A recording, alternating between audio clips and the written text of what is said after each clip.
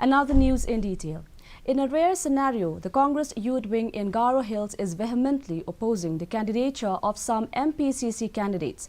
Angered over the manner in which party tickets were distributed, the Garo Hills Congress youth wing on Friday burned the effigies of MPCC President Vincent H. Pala, party leader Deborah C. Marak, new joiner Saleng A. Sangma and Bilikit A. Sangma, expressing resentment over the discrepancy in ticket allotment in few of the constituencies. Garo Hills Congress youth wing is seemingly upset with the party's leadership. According to the youth wing, the Congress announced its first list of candidates on Wednesday, and legitimate party members who requested for tickets were ignored, and the selection process was in favor of entrants from other parties.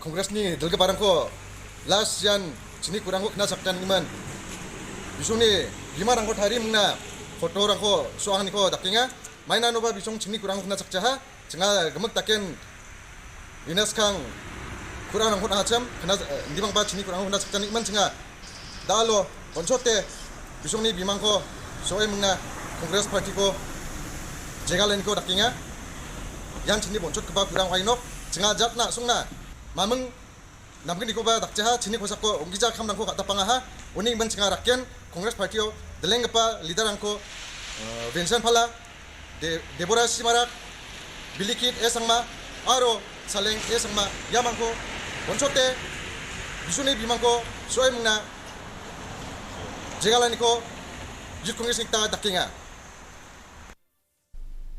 The Voice of the People Party